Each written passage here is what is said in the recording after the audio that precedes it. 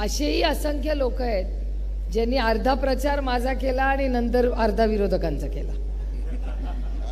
असे खूप, म्हणजे मी आता जेव्हा वळून पाहते तेव्हा मला आधी खूप वाईट वाटायचं आणि आता काय नाही वाटत.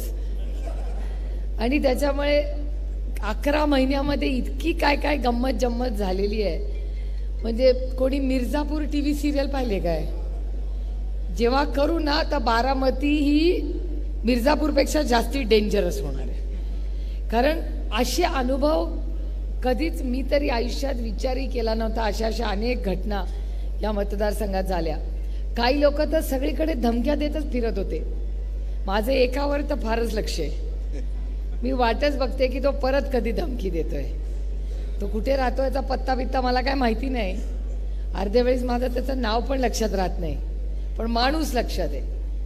कारण सगळ्यात जास्त त्रास या संपूर्ण भागात धमक्यांचा कोणी दिला असेल तर त्या एका व्यक्तीने दिलाय. आणि माझा सगळ्यांना विनम्रपणे सांगायचं की मी तेव्हा कॅन्डिडेट होते, आता मी उमेदवार नाही आहे. त्यामुळे आज बारामती लोकसभा मतदारसंघात असले जर लोक फिरत बसले ना तर त्यांचा करेक्ट कार्यक्रम कसा करायचा आहे मला माहिती आहे.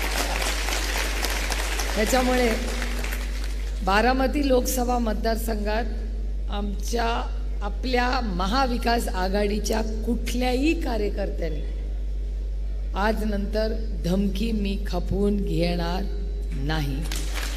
त्यामुळे मला वाटत नाही, मी मगाशी पुरंदरमध्ये बोलले, त्याला थोडं जरी समजत असेल तर त्याला कळलं असेल मी कोणाबद्दल बोलते. 2-3 फिरत होती, त्यातला सगळ्यात जास्ती उत्साही तोच व्यक्ती होता. आणि जो कार्यकर्ता भेटतो तो मला सांगतो त्याचं काहीतरी करा. मी म्हटलं आता कुणाचं काही करायची गरज नाही. जे उत्तर आपण द्यायची गरज होती ती मतदारांनीच त्यांना दिली आहे. त्याच्यामुळे आता फार काय भानगडी नाही, पण फक्त धमक्या नाही सहन होणार. बाकी तुम्हाला जे विरोधात बोलायचं आहे मन मोकळेपणे विरोधात बोला. कारण का शेवटी लोकशाही आहे आणि थोडा मजा बी होण्याची आहे. कारण का आपण इथून हल्लाच करत नाही, तेच हल्ला करतात.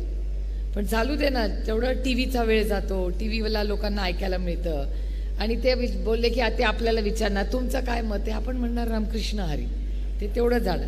त्याच्यामुळे आपण आपला सुसंस्कृतपणा कधीही सोडला नाही.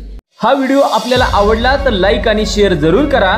तसेच आमचे YouTube चॅनल सबस्क्राईब करा आणि Facebook पेजला लाईक आणि फॉलो करायला विसरू नका.